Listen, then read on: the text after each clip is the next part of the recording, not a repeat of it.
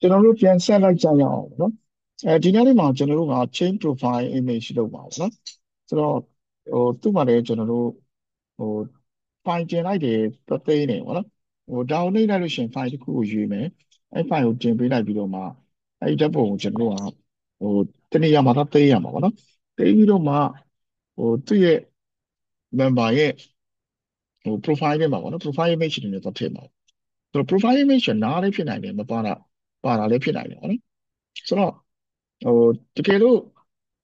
ကျွန်တော်တို့က profile image ပါလာတယ်ဆိုရင်တစ်မျိုးပြပြီးတော့မပါရင်တစ်မျိုးပြရမှာပေါ့နော်ဆိုတော့ဒီတိုင်းလေးမှာကျွန်တော်တို့ယာယီအခုဒါကတော့ကျွန်တော်ကြည့်ကောင်းအောင်ဆိုပြီးပုံလေးတစ်ပုံဒီပုံလေးထည့်ထားတယ်ဆိုပေမဲ့ကျွန်တော်တို့ဒါဆိုလို့ရှိရင်တခြားပုံလေးတစ်ခုပြောကြည့်အောင် profile image ပေါ့တောင်းတော့ image တွေမှာကျွန်တော်တို့ကဘယ်လိုချမလဲပေါ့ဟိုကောင်းတာတော့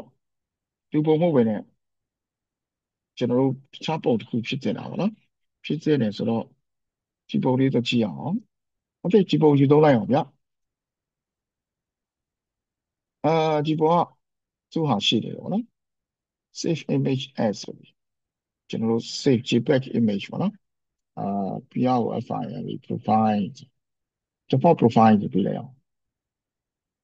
default profile ဆိုပြီးလိုက်အောင်နည်းနည်းချက်ပြီး update လုပ်ရအောင်ဗျကျောင်းလုပ်ထဲကိုရောက်နေပါပေါ့နော်ကျောင်းလုပ်ထဲကို default profile ကျွန်တော် double click နှိပ်ပြီးတော့မှသူ့ကိုကျွန်တော်တို့ဘယ်လိုလုပ်လဲgroup လုပ်ဖို့ကရှိတော့ရှိမှချင်ပါကျွန်တော်လည်းမမှတ်မိတော့အဲ edit လုပ်လို့မရဘူးလား pencil တော့ရှိတယ် rotate လုပ်လို့ရတယ်မသိဘူးအဲ့တော့အထူးကျွန်တော် screenshot ရိုက်လိုက်မယ်ပေါ့နော်screenshot ရိုက်လိုက်မယ်ကျွန်တော်ဒီကြီးကိုပေါ့ screenshot ရိုက်ပြီးတော့ပဲကောင်းတာတော့လည်းကိုယ့်ကိုဒါ Photoshop ဖြစ်ဖြစ်ပါဖြစ်ဖြစ်app တစ်ခုဆိုတော့ပြင်ပြီးသွားတာကောင်းပါဘူးကောင်းပါလား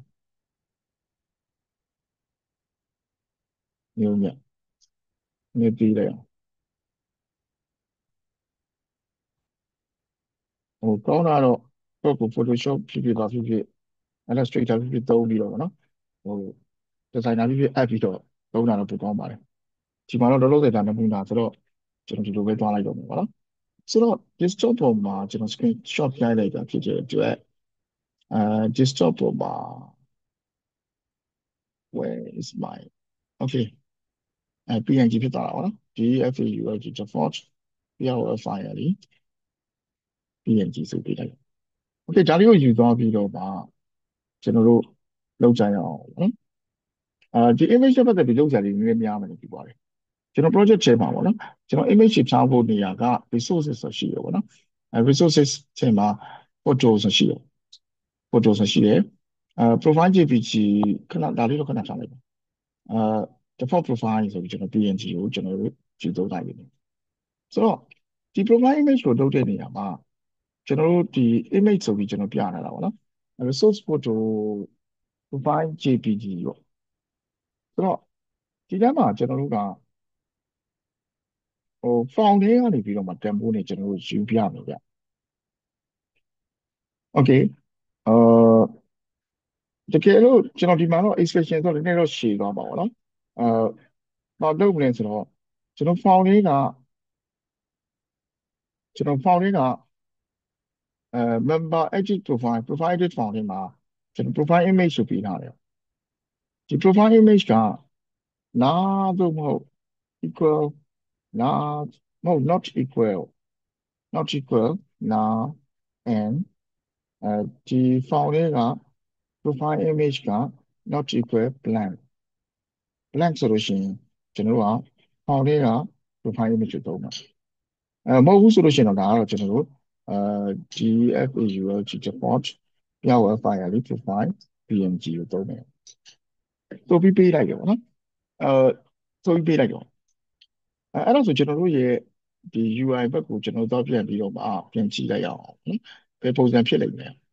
okay ဒီလိုမျိုးdefault profile မပါလို့ရှိရင်ဒီဓာတ်ပုံပြနေလိမ့်မယ်များသောအားဖြင့်ကျွန်တော်တို့ဒီ profile image တွေသုံးနေတာက admin ဘက်မှာလည်းကျွန်တော်တို့သုံးနေတယ်ပေါ့နော်ဆိုတော့ admin ဘက်ကိုလည်းကျွန်တော်တို့ချက်ပြီးတော့မှ သွားလုပ်လိုက်ကြည့်အောင်ပေါ့နော်ကျွန်တော် sign out လုပ်ပြီးတော့မှကျွန်တော် admin နဲ့ login လုပ်ကြည့်အောင် admin နဲ့ login လုပ်မယ် sign in လုပ်တယ် okay member ရှိရော membership ကြီးကြီးဆိုသွားတဲ့နေရာမှာလေကျွန်တော်အလားတူပို့အားလေးရှိရပါတော့ဆိုတော့ဒါလေးကိုပဲကျွန်တော်တို့ profile image ယူသွားတဲ့နေရာကိုပဲဒီ expression လေးပဲ copy ကူးသွားပြီးတော့ကျွန်တော်တို့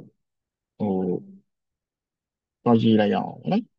ဆိုတော့ admin ဘက်မှာကျွန်တော်တို့ကမရှိမလဲပေါ့နော်admin member ဆို management management တွေက member တွေက details တွေမှာ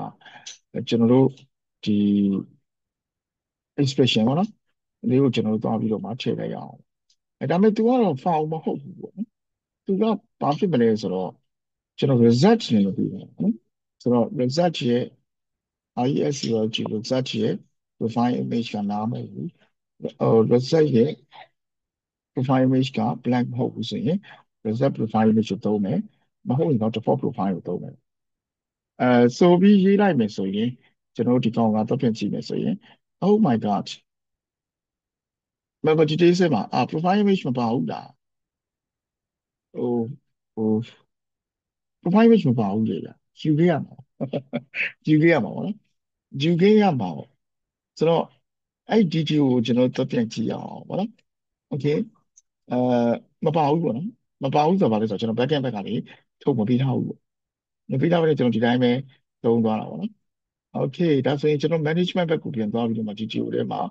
သူလုပ်နေတဲ့ဟာက member details ပေါ့ member details မှာ profile image မရှိဘူးပေါ့မရှိဘူးဆိုတော့ထည့်ပေးရမှာပေါ့နော်ထည့်ပေးရမှာဆိုတော့ okay အာ photo name ပြီးလို့ရှိရင်ကျွန်တော်ထည့်လိုက်အောင် string profile profile image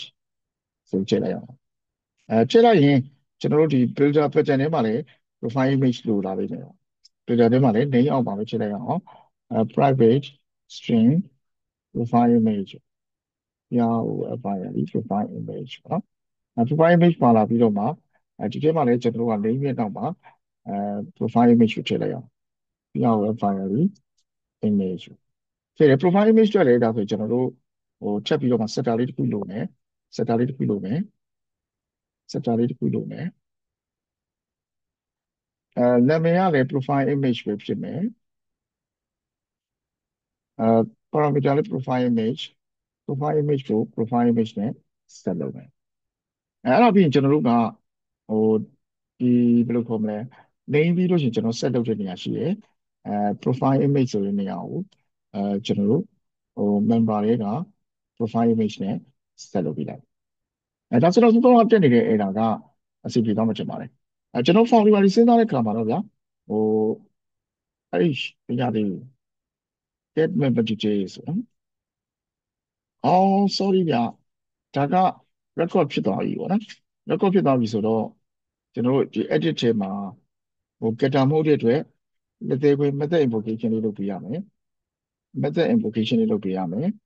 method invocation လေးလုပ်ပေးရမယ်found နဲ့ကျွန်တော် result နဲ့ကကျွန်တော်တို့ခွဲလာတယ် oh my god not found the type ဘယ်ထဲမှာလို့ကွာအဲ member details ပေါ့နော် profile image not found the type လို့ပြောနေပါတော့ JSP လည်းမပါဘူးဆိုတော့ okay profile image ကျွန်တော်ဘယ်ထဲမှာရတက်တာလဲရပဲနေမှာခဏဖြုတ်ပြီးတော့မှကြည့်အောင်ဗျဒီရင်ရှည်ဖြစ်နေတာဟမ် profile image သုံးနေပြီလားတခြားနေရာမှာတခြားနေရာမှာသုံးနေပြီလားအော်မဟုတ်ကျွန်တော်သွားပြီးတော့မှမှားပြီးပြင်နေတာဒီတဲ့အဲ့ဒီ JSP တွေမှာ sorry sorry ကျွန်တော်ပြင်ရမယ့်နေရာကဒီနေရာမဟုတ်ပဲねပေါင်းတဲ့ဟာသွားပြင်နေတာပြင်တဲ့ file ကတခြား details ရပြင်ရမှာ details မပြင်မဲနဲ့မရဘူးအောင်နေတော့ sorry profile image profile image profile image Okay ဒါဆိုတော့ရပါပြီနေတူပါတယ် Okay ကျွန်တော်ဒီလိုမျိုးပြောင်းသွားပြီပေါ့နော်အဲပြောင်းသွားပြီဆိုတော့ဟိုအဲ့ဒါလေးဗျကျွန်တော်ဒီလိုမျိုး expression ရေးမဲ့အစားပေါ့နော်ဟို expression ရေးရတာအရန်လုံးရှုပ်တယ်အရန်လုံးရှုပ်တာပေါ့နော်ဘာလို့လဲဆိုတော့ blank နေရောမှာရောစစ်နေရတာဆိုတော့ဟိုကျွန်တော်ဘက်ကနေလုပ်ပေးလိုက်လို့လည်းရတယ်ဗျသူ့တိဆောက်တဲ့ချိန်သူ့တိဆောက်တဲ့ချိန်ကျွန်တော်လုပ်ပေးလိုက်လို့ရတယ်နော်ဘယ်နာလဲဆိုတော့စိုးစိုးကကျွန်တော်တို့ member details စင်ပါပေါ့နော်ကျွန်တော် profile image ကိုလုပ်နေတဲ့နေရာရှိရောဒါတော့ဒီတိုင်းပဲ set မလုပ်တော့ဘဲနဲ့ကျွန်တော်သူ့ကိုသွားပြီးတော့မှoptional off now level နားဖြစ်နိုင်တယ်ပေါ့နော်ဆိုပြီးတော့မှ or as ပေါ့နားဖြစ်ရင်ဘာလုပ်မလဲရောနားဖြစ်ရင်တော့ဒီ FAULD default PLFIL profile PNG ဒါဖိလိုက်လေးရတယ်extension ရေးလေးရတော့ဘယ်လိုဖြစ်သွားလဲ okay reload လုပ်နေတာမပြီးသေးတာ reload လုပ်နေတာမပြီးသေးတာပေါ့နော်ဒီလိုလိုက်လေးရတယ်ဒါကလည်းနည်းနည်းလေးပိုတူတုတ်တယ်လို့ထင်ပါတယ်အဲ့လိုပဲကျွန်တော်ဒီပါလဲအဲ့လိုပဲပြင်လိုက်ရအောင်ဟို profile service မှာပေါ့နော်profile management service ချက်ကို profile edit form လေးမှာပေါ့နော် profile edit form ကိုတိစောက်တဲ့နေရာရှိတယ်အဲ get profile image နေရာမှာကျွန်တော် optional တွေကိုသုံးသွားလို့ရတယ်ဟို PTI ကိုဝင်နေရ optional off now level နားဖြစ်နိုင်တယ်နားဖြစ်လာလို့ရှိရင် or or s ပေါ့နော်ဒါကတော့ GFAUL GFAUL default ရောက် file LE profile PNG ပေါ့နော် PNG ကိုပြောင်းလိုက်လို့ရတယ် Okay ကျွန်တော်တို့ပြန်ပြီးတော့မှဒါဆိုရင်ကျွန်တော် UI ဘက်ကိုလည်း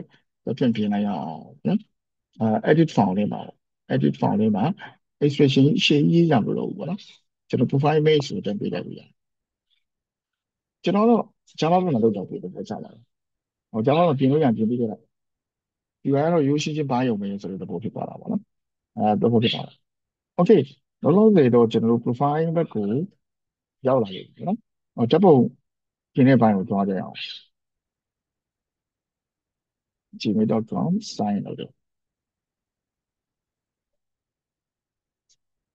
ဓာတ်ပုံပြင်တဲ့အပိုင်းပေါ့နော်ဓာတ်ပုံပြင်တဲ့အပိုင်းကျွန်တော်တို့ဟိုဓာတ်ပုံကတော့ရွေးလို့ရပြီဗျရွေးလို့ရပြီပေါ့နော်ရွေးလို့ရပြီဆိုတော့ဓာတ်ပုံကတော့ကျွန်တော်တို့ဒါရွေးရတဲ့အတွက်ကိုကျွန်တော်ရေးထားတယ် upload လုပ်လို့လည်းရတယ်အဆင်ပြေတယ်ဆိုတော့ okay ဒါဆိုရင်ကျွန်တော်တို့ဒီကနေ့မှာဟိုဆက်ပြီးတော့မှဟို controller ဘိုင်းကိုကျွန်တော်တို့သွားကြည့်ရအောင်ဗျာ number profile service ဒီကောင်လေးတော့မှာပါတော့မှာပါပါနော်ဆိုတော့ကျွန်တော် controller က number setting profile controller ရဲ့photo upload photo ဆိုတဲ့နေရာပေါ့နော် upload photo ဆိုတဲ့နေရာရှိတယ်ဒီနေရာမှာကျွန်တော်တို့သိမ်းရမယ့်နေရာကျွန်တော်တို့ရှိတယ်ဗျသိမ်းရမယ့်နေရာကဘယ်မှာတော့သိမ်းမလဲဆိုတော့ကျွန်တော်ဓာတ်ပုံတွေကျင်လိုက်ရင်သိမ်းမဲ့ folder ကကျွန်တော်တို့ဒီ photo ဆိုတဲ့နေရာဖြစ်မှာ photo ဆိုတဲ့နေရာဖြစ်ပါနော်ဆိုတော့ကျွန်တော်အဲ့နေရာရဲ့ပတ်တန်းကြောင်းကိုကျွန်တော်တို့ယူထားမှရမယ်ယူဖို့ဆိုလို့ရှိရင်ကျွန်တော်တို့ဟိုဆိုကြပါစို့ဒီမှာတော့ကျွန်တော်တို့ username နဲ့လုပ်ပါဗျနောက်တစ်ခု HTTP sublet request sublet တွေက HTTP sublet request ယူထားလိုက်တယ်HTTP sublet request ကဘာလဲဆိုတော့ကျွန်တော်တို့ဒီကျွန်တော်တို့ sublet dispatcher sublet ရဲ့ MVC framework ကြီးပေါ့နော် dispatcher sublet တွေကို request ရောက်လာပြီဆိုရင်အဲ့ဒီ request နဲ့ handle လုပ်ဖို့ဒီ method ကိုခေါ်တဲ့အချိန်မှာသူ့စီမှာကျွန်တော် dispatcher sublet ထဲမှာ HTTP sublet request ဆိုတဲ့ object မှာရှိပြီးသားကျွန်တော် concept ဒီလိုမျိုး handler method argument ဆိုရင်တောင်းယူလိုက်လို့ရတယ်တောင်းလိုက်ရင်သူကဘာ annotation မှတက်เสียမလို့ဘူး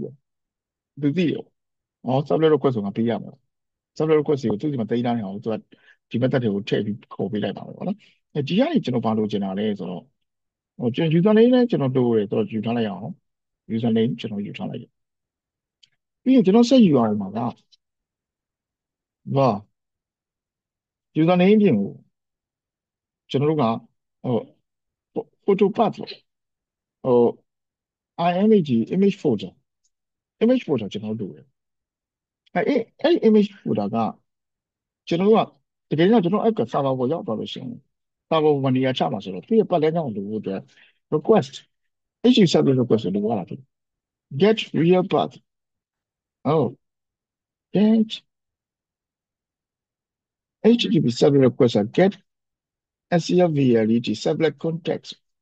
servlet context ကိုယူပြီးတော့မှ get real path ပြီးရတကယ် real path ကိုကျွန်တော်တို့ပြန်ရှာရမှာလေကျွန်တော်တို့ဒါ web browser folder အနေနဲ့ပြောမယ်ဆိုရင်တော့ကျွန်တော် resources photos RESOURCES resources PHOTOS photos ဒီ folder ကဘယ်တန်းမှာနေကျွန်တော်ပြန်ယူရမှာလဲယူပြီးတော့မှအဲ့ချက်မှာကျွန်တော်တို့ကသိမ်းကျင်တာဆိုတော့ save image ပေါ့နော်ကျွန်တော် profile service ကိုသုံးပြီးတော့မှကျွန်တော်တို့ SAVE save image ဆိုဘာပေးမလဲဆိုတော့ကျွန်တော်တို့ဟို username ကျွန်တော်ပေးလိုက်မယ်ပြီးရင် image photo ပေးလိုက်မယ်ပြီးတော့မှ file ပေးလိုက်မယ်ဒီညမှာတော့သိပေးပါဆိုကျွန်တော်သိခိုင်းလိုက်တယ်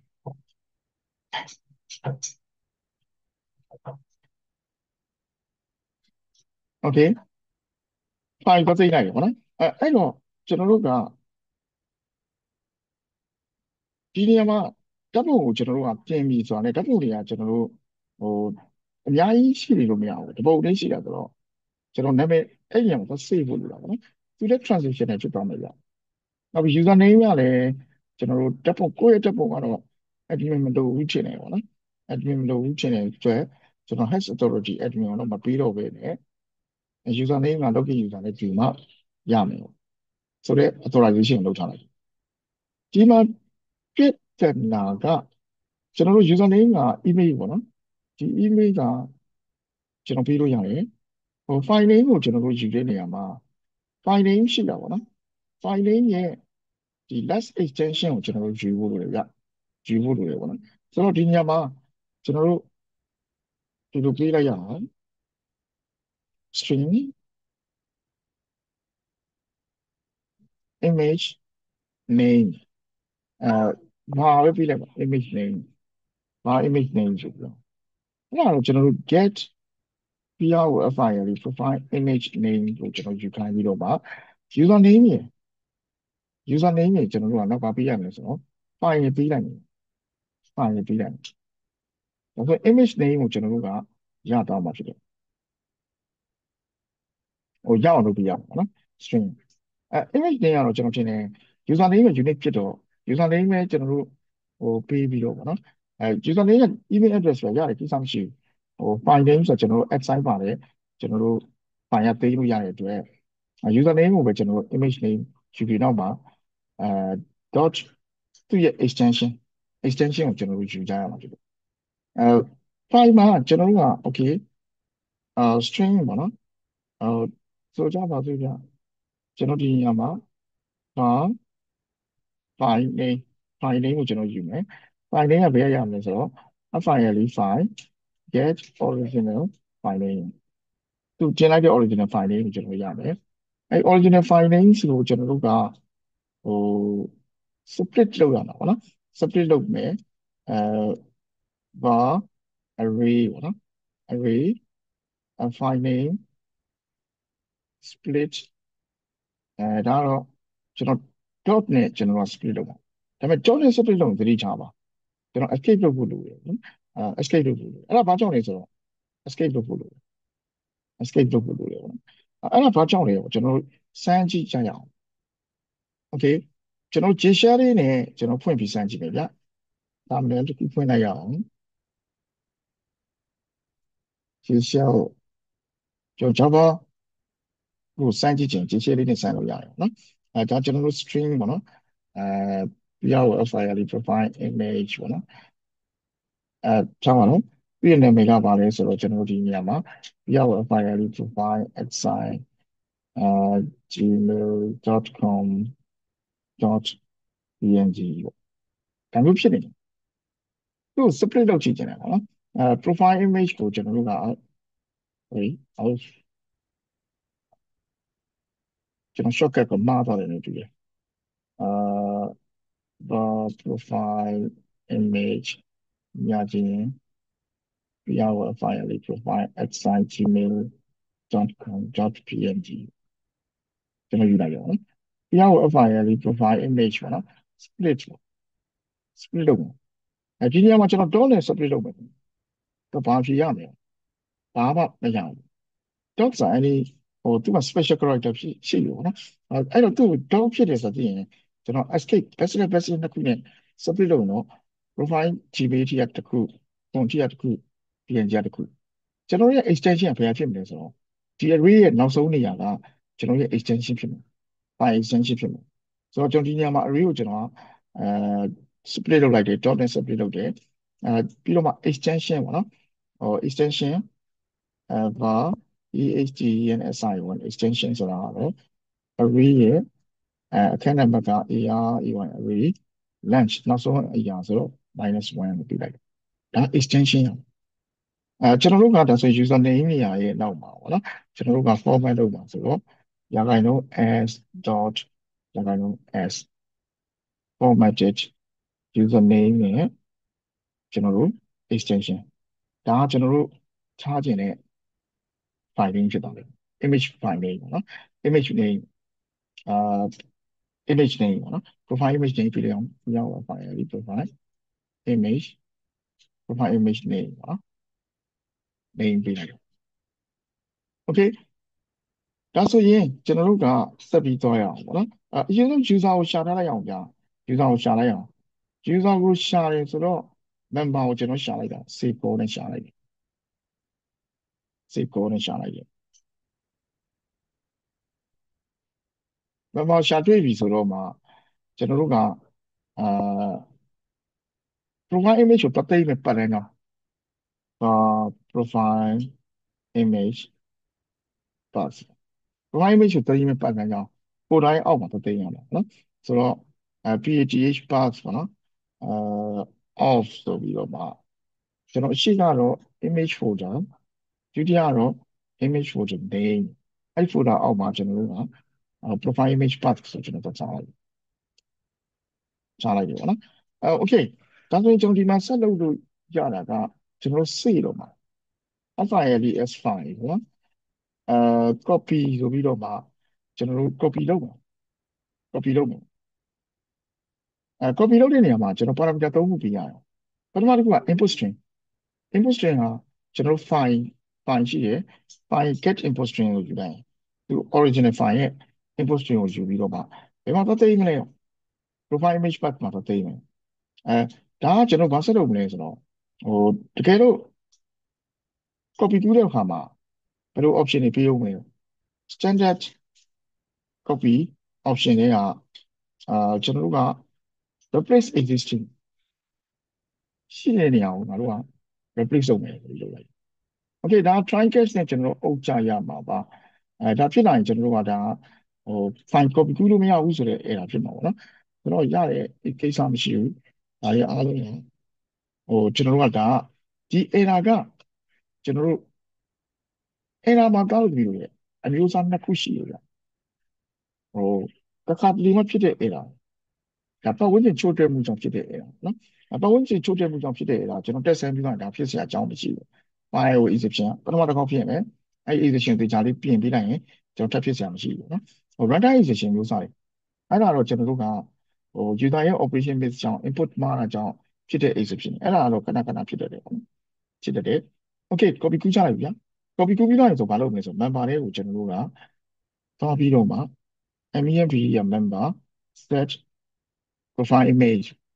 ဒီနေရာမှာတော့ profile image name ကိုပဲကျွန်တော်ပေးလိုက်တော့ image name ကိုပေးလိုက်ဒါဆိုရင်ကျွန်တော်တို့ဒီ member လေးက entity ဖြစ်တယ် transition method ထဲမှာရှိတဲ့အတွက်အားလုံးပြီးသွားတဲ့အချိန်မှာသူ့ရဲ့တန်ဖိုးပြောင်းထားတယ်ဆိုရင်သူ့ကိုလာပြီးတော့မှနောက်ဆုံးမှာ update လုပ်ပေးသွားမှာပဲ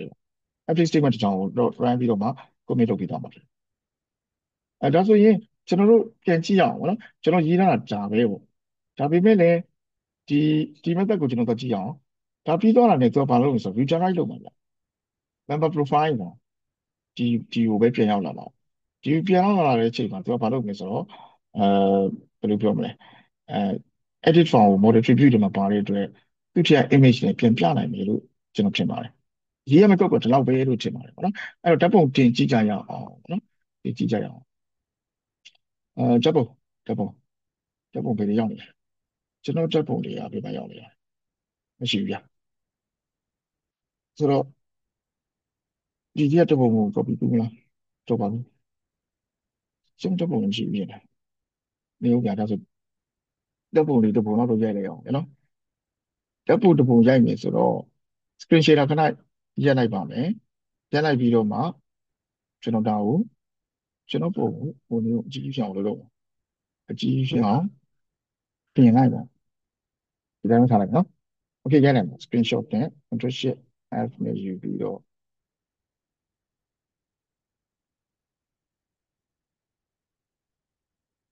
ဓာတ်ပုံလေး screenshot ရိုက်လိုက်အောင် okay ဓာတ်ပုံရိုက်ကြလိုက်ပါ okay ဓာတ်ပုံလေးတော့ရပြီလို့ပြောပါတယ်ဒီလိုကြီးဖြစ်နေကြားကိစ္စမရှိဘူးเนาะဒီဓာတ်ပုံကိုကျွန်တော်တို့ပြင် upload လုပ်မယ် upload လုပ်မယ်ဆိုတော့ screen ပြန် share လိုက်မယ်ပေါ့နော်ပြန် share လိုက်ပြီးတော့ကျွန်တော်ဒီထဲမှာပေါ့နော်အဲ profile ကိုပြန် reload လုပ်ပြီးတော့မှ change profile photo desktop ပေါ်မှာရှိပါဗျကျွန်တော် screen shot တွေကဒီမှာပေါ့ oh my god okay forbidden อ๋อ forbidden ထွက်သွားတယ်အဲ့ဒါကကျွန်တော်ထင်တယ် security ကြောင့်ဖြစ်သွားတာဗျ edit မှာပေါ့နော်ကျွန်တော်တို့ဒီ form ရှိရော file ရေးရောအဲ method က post ပေါ့နော် method က post security ပါတဲ့အတွက်ကျွန်တော်တို့ဒါကဟိုဒီလိုမျိုး Spring Form ဆိုရင်တော့ကျွန်တော်တို့ CSRF token ထည့်ပေးတယ်ဗျကျွန်တော်တို့ဒီရိုးရိုး form ဆိုရင်တော့ form တွေရိုးရိုး form တွေ post တွေပါတိုင်း CSRF Spring Security က CSRF token ကိုစစ်တာပေါ့နော်အဲ့ဒါမပါလို့ဖြစ်နေတော့အဲ့ဒါမပါလို့ဖြစ်တယ်ဆိုတော့ကျွန်တော်ဒီကောင်ကိုကျွန်တော်ဆက်ယူပြီးတော့မှ security SCC လို့ပေးလိုက်အောင်ပြီးတော့မှဒီ UI ကိုသတ်မှတ်လိုက်အောင်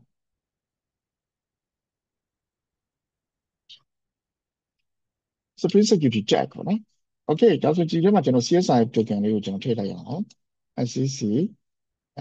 CSRF import ပေါ့ဒါလေးပြန်ထည့်လိုက်အောင်ပေါ့နော်ထည့်ပြီးတော့မှကျွန်တော် profile ကိုပြန်ပြီးတော့မှပြန်ပြီးတင်လိုက်အောင်ကဲဓာတ်ပုံတင်ကြည့်မယ်ဗျာဓာတ်ပုံလေးတင်လိုက်တယ် Okay တက်သွားပြီပေါ့နော်ဒါဆိုကျွန်တော်တို့ပြောမယ်ဆိုရင်အာကျွန်တော်တို့ဒီမှာဟို profile တွေနဲ့ကတော့ကျွန်တော်တို့လုပ်လို့ရပြီတကယ်တမ်းပြောမယ်ဆိုရင်ကျွန်တော်ဒီနေ့လေးပြဿနာကြည့်တယ်ပေါ့ပြန်ဝင်တဲ့အချိန်မှာ address တွေမဝင်သေးဘူးဖြစ်နေပေါ့နော်အဲ့ဒါအတွက်ကိုကျွန်တော်တို့လုပ်ကြရအောင်နေဗျလုပ်ကြရအောင်ပဲဗျ form ထဲမှာကျွန်တော် information လိုနေတယ်ပေါ့နော်ဟိုလိပ်စာတကယ်ကြောင့်ကျွန်တော်ဒီမှာတောင်းရှိပြီးသားပေါ့တောင်းရှိပါပြီဆိုရင် region တွေကသက်သက်စီဖြစ်နေတော့အဲ့ဒီအတွက်ပါကျွန်တော်နည်းနည်းပြင်ရမယ်ပေါ့နော်ပြင်ရမှာဆိုပြင်လိုက်ကြရအောင်ဗျပြင်လိုက်ရအောင်ကျွန်တော်စိုးစိုးတွေကတော့သတိတော့ထားပြီးတယ်ဒါပေမဲ့လည်းอืมလေဂျာဘက်ကိုတက်ချင်တာနဲ့ကျွန်တော်မလုပ်ထားလိုက်ရသေးဘူးပေါ့နော်ဆိုတော့အဲ့ဒါဘာဖြစ်လို့လဲရောဟိုဒီကောင်တွေက agent နဲ့တွန်းရအောင်သူကတခြားဟာနဲ့တွန်းရအောင်ပေါ့နော်ဆိုတော့အဲ့ဒီအပိုင်းလေးကိုကျွန်တော်တို့ဆက်လုပ်ဖို့လိုတယ်ပေါ့နော်ဆက်လုပ်ဖို့လိုတယ်အခုတော့ profile image ကတော့ရတာပြီပေါ့ဗျာဒါပေမဲ့လည်းကျွန်တော်တို့မှဘာမရသေးဘူးလေဆိုတော့စောစောက profile edit လုပ်တဲ့အချိန်မှာအဲ region တွေ district တွေ township တွေဟိုမှန်မှန်ကန်ကန်ပါမလာနိုင်သေးဘူးမရှိရင်တော့ကိစ္စမရှိဘူးဒီမှာ gender လည်းမရသေးဘူးဟို date of birth လည်းမရသေးဘူး oh my god oh my god gender တွေ date of birth တွေလည်းမပါသေးဘူးပေါ့နော်မပါသေးဘူးဖြစ်နေတယ်အဲ့ဒီဘိုင်းတွေအနေနဲ့ပြန်ကြည့်ရအောင်ပဲဗျာတကယ်တမ်းကျတော့ gender တွေ date of birth တွေဒီမှာရှိတာဒီမှာတော့မပါဘူးဗျာ date of birth ကသိမှမပါဘူးဖြစ်နေတယ်ပေါ့နော်ကျွန်တော် admin ဘက်မှာတော့ကြည့်အောင် admin ဘက်မှာပါလား admin ဘက်မှာတော့ sign in လုပ်ကြည့်တယ် member တော့ကြည့်တယ်ကျွန်တော်တော့ကြည့်လိုက်တယ်အဲ name date of birth gender ပါတယ်ဟုတ်နော် January date of birth ကြီးပါတယ်တောင်းရှိတွေမပါသေးဘူးပေါ့နော်အဲ့ဒီဘိုင်းလေးကြံနေသေးတယ်အဲဆိုတော့အဲ့ဒါလေးကိုကျွန်တော်တို့လုပ်လို့ရအောင်လုပ်ဖို့လိုသေးတယ်ပေါ့နော်ဒီ10မိနစ်လောက်နဲ့လည်းကျွန်တော်တို့လုပ်လို့မရတော့တဲ့အတွက် ကျွန်တော်နောက်တစ်ချိန်ကျမှပဲလုပ်ပါတော့မယ်ပေါ့နော်နောက်ချိန်ကျမှပဲလုပ်ပါမယ်ဆိုတော့ကျွန်တော်အခုဟို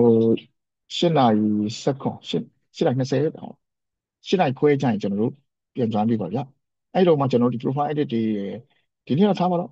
ကျွန်တော်အရင်တော့ကြတယ်မလုပ်ပါဘူး profile edit တွေကိုပဲတက်တက်ရရလေးဖြစ်သွားအောင်ကျွန်တော်လုပ်လိုက်ကြရအောင်နော်ကျွန်တော်ဒီမှာခဏရပ်ပါမယ်ဗျာ